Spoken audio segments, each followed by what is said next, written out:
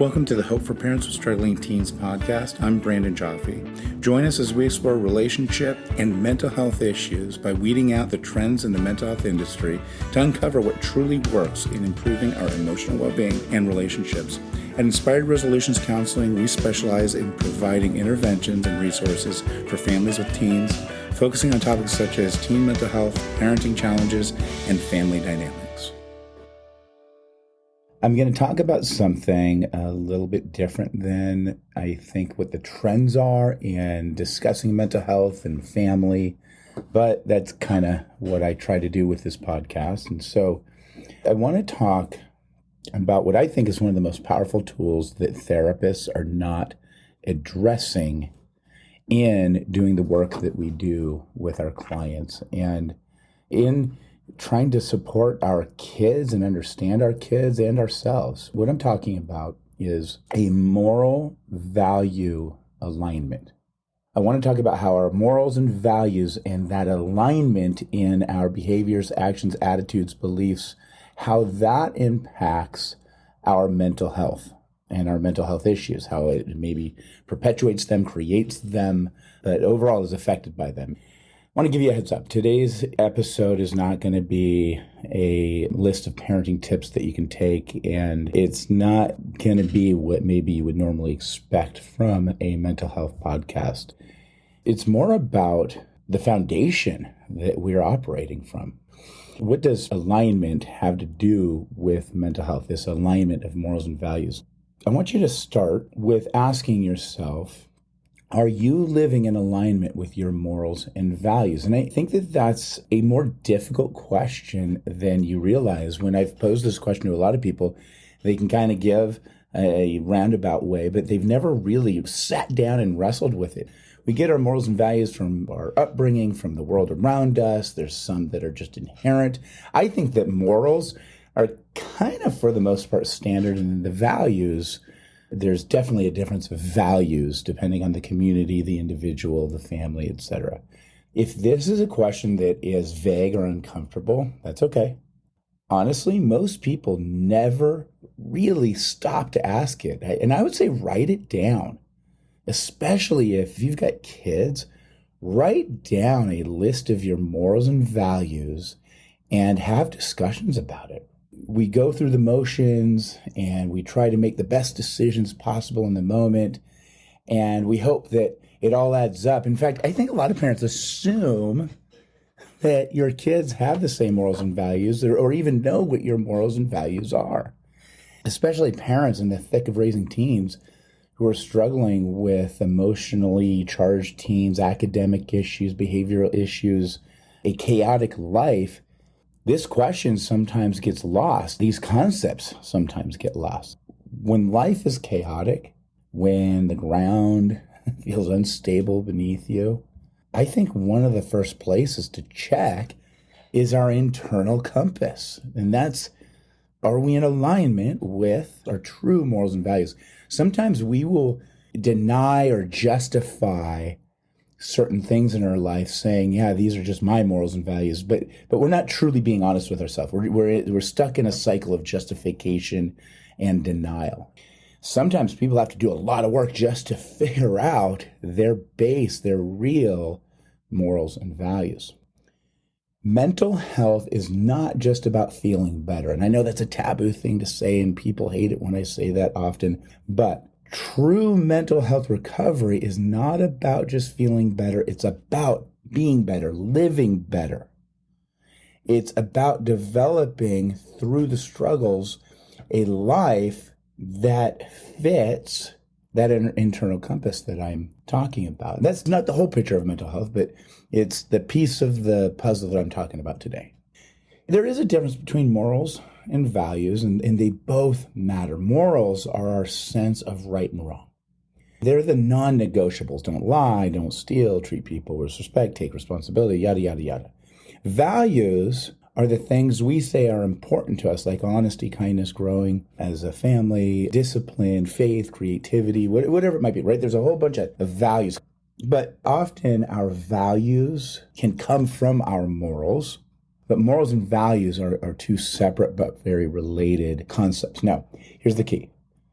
When we live in a way that violates either our morals or our values, even in small ways, it does create a crack in the foundation, not just in the foundation for yourself, but for your family and the people around you. Over time, when enough of those cracks build up, we start to experience what I'm calling an internal misalignment. And this misalignment, you can catch it. You can pass it on to your family. And so sometimes, if not often, this misalignment will show up as anxiety, depression, low motivation, irritability, and guilt. And we might project some of these things onto other people, places, and things. And we see that in ourselves as parents, and we are definitely seeing some of that in our teens. Now, as a parent, it is my responsibility to have these conversations, to model, to walk alongside our teens, helping them label and identify some of these things. But if I don't have healthy habits, if I'm not aware of my own misalignment, then I can't do that for my teen. Hear me with this one point, for those of you who are kind of struggling with this or feel like I'm dismissing or maybe minimizing mental health issues, hear what I'm saying right now. Not all mental health issues are caused by this misalignment that I'm talking about. Mental health conditions are legitimate: depression, anxiety, OCD, ADHD, even the concept of trauma responses, which I think is totally overblown and people are misunderstanding what it is. All of that isn't about character morality. It's not bad people have mental health issues. Okay, I am not saying that at all. Mental health issues as a whole is not just coming because we make bad choices. It's sometimes hard to know what came first, though. Okay, did mental health issues lead to poor choices and value confusion, or did drifting from healthy morals and values, or my morals and values, open the door for emotional instability?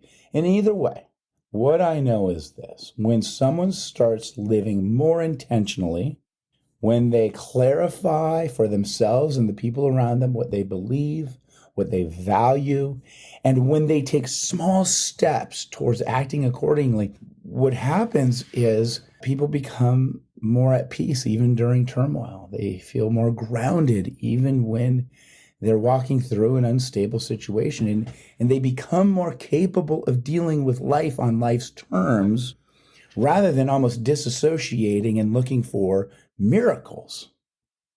What this looks like in real life: imagine there's a 16-year-old boy. He's angry, he's isolated, feeling like nobody gets him, he's failing out of school. Maybe starts lying and sneaking, and the parents have tried everything: the therapy with me, the school meetings, rewards, consequences, and nothing seems to help. In working with a kid like that, when I am able to help them peel back the layers, so to speak, we often come to a place of the child, the teen, identifying that they feel what we like to call lost. They feel lost. And what that means is we've lost that sense of who I want to be and what my purpose is. When I'm working with a teen like that, and I have one in mind, often they begin reacting instead of living. Shame keeps building up because of the reacting to life. If I can help a teen figure out what their morals and values are, who they want to be and how they want to behave in the world, when they wrestle with those questions, what happens is automatically some answers pop up. Automatically, there are more obvious ways to navigate the difficult situations and the difficult circumstances that most 16-year-olds experience. So often when we wrestle with the question of what are your morals, what are your values, who do you want to be, how do you want to behave in the world, there's an identification of areas that person can actually control or put time, effort, and energy into. And that slowly changes into daily actions changing. It might be what this person watches, how they treat people, even when they're feeling hurt. It might be where they dole out their time, their effort, and energy, or it at least will most likely lead them to a place where they can take responsibility, at least, for not putting in the effort in ways that are in alignment with who they are, who they want to be, their morals and their values. If I have, again, the 16-year-old who wants to be a good son, wants to be trustworthy, wants to be respected by people in the long run, then I can guide them through just asking questions, through a process in which they can reflect that, wow, I'm not matching what I'm saying. And over time, that defiance or that hopelessness, that depression, and it's funny because those three things often exist right aside with each other, like within each other, within the same person, right, in the same teen. It's the depression, the defiance, and the hopelessness. They can identify that this split from who they want to be and who they are behaving like, they can see how that would lead to depression, would lead to them needing to be defiant in defensiveness. And then all of that leads to that hopelessness, which feeds the depression. Now, the good news when I'm working with somebody like this is as long as they are willing, they can reconnect with what they actually believe, and they can identify what matters to them. As they do that, the alignment begins. And then the next step, which is really hard, is putting the discipline to continuing to stoke the fire of the alignment. But things start to shift the moment there's that recognition. And you can't have that recognition unless you're clear about your morals and values. And us parents have a duty, I think, to make sure that our kids recognize that we are very sure and very vocal about our morals and values in a healthy way. For you parents out there, this isn't just about your teens, it's about you too. I guarantee you there's a whole bunch of you out there struggling with your parenting role, and you feel disconnected from your own values, but you have a whole bunch of justifications and reasons that you have split from your own values because you're trying to defend your family, you're trying to get the finances needed for your family. There's all these reasons we split from it. But it's important that you see how you've drifted away from your morals and values and into maybe survival mode. A lot of times it's because you're putting out fires. You're just trying to hold it together. And you can remember a time that you felt in sync and you want to get back to that time, but it feels impossible. Honestly, for some of you, you've been seeking instant gratification so much. You have been seeking things that feel good in the moment but cause more problems down the road. And that's causing the misalignment. There's several reasons that we get into this misalignment. I want you to answer these questions. Number one, do you actually know what your core values are? Are you talking about it? Does your family know? Number two, are you living daily honoring those values even when it's difficult? The third question is, if I were to ask your child, would they both be able to tell me what your values and morals are and ways that you are living in alignment to those morals and values? If these questions have you spinning and worrying, I don't want you to feel guilty because of this podcast. I want you to take it seriously and begin the work one step at a time, one day at a time. One of the greatest gifts you can give your teen is your own example of integrity, discipline, and purpose. What I think living in alignment actually looks like. If you say you value patience, you slow down and listen instead of snapping when your teen's being really difficult. If you say you value health, you stop staying up till 1 a.m. scrolling or worrying or whatever it is that you're doing. And you go to bed on time and you take a 10-minute walk every day. If you say you value honesty, you admit to everybody, especially your children, when you've messed up or when you have maybe hurt somebody. If you say you value faith, your teens see you carving out time for prayer, reflection, spirituality, reading. And none of this has to be perfect, but it can't be absent altogether. These may sound small, but they are not. I would say that this concept today is the structure that either holds mental health together when life gets hard or helps people in their resilience after and during they have experienced something really hard. some things that you can implement with your teen if you have a decent relationship going on is talk more about taking responsibility for chores and roles around the house. Talk to them about their responsibility when there's drama in their friend group or they've experienced manipulation from a toxic friend. Start to help them build rhythms in their life as you model and develop rhythms in your life.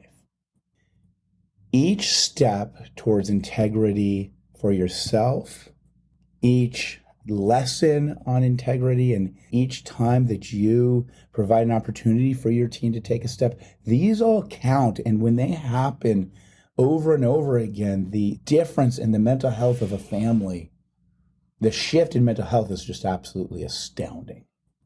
I don't know, if you take anything away from today's episode, I'd like you to sit down and write your morals and values. Not what your family believes, but not what you think you're supposed to say.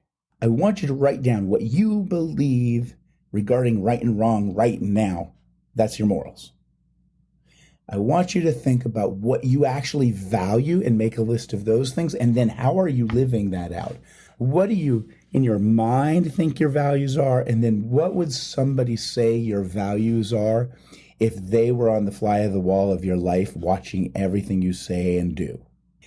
And then I would love for you to ask your teen to do the same thing. Do this alongside you. I don't think you should necessarily need to compare the lists and make it something that is anxiety provoking. But I think that if you were willing to do this, you might be shocked, as I have been over the years, at what might come out.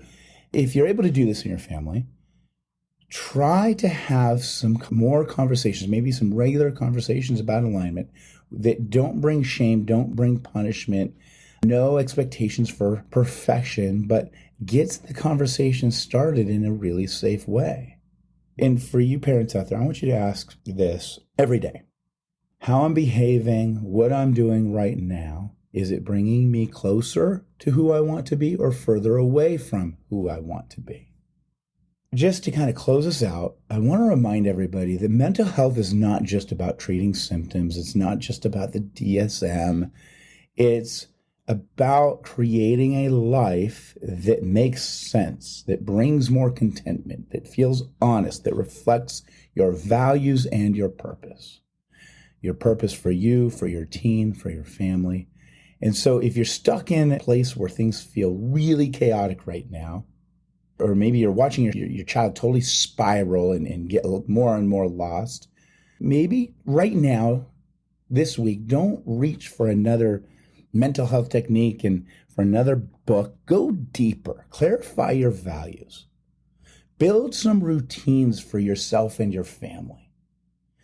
Attempt to live a little bit more aligned with your morals and values. And I believe that if you even attempt to do that, even if you're not totally successful, you'll parent better, you will love harder, and you will feel a little bit more at peace.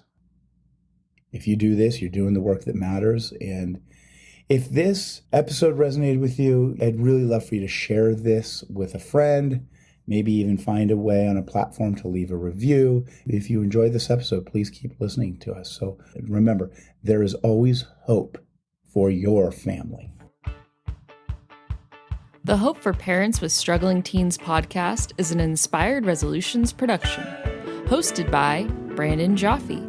Edited and mixed by Natalie Atkinson. Music by Natalie and Sean Atkinson. Inspired Resolutions Counseling is based in Yorba Linda, California.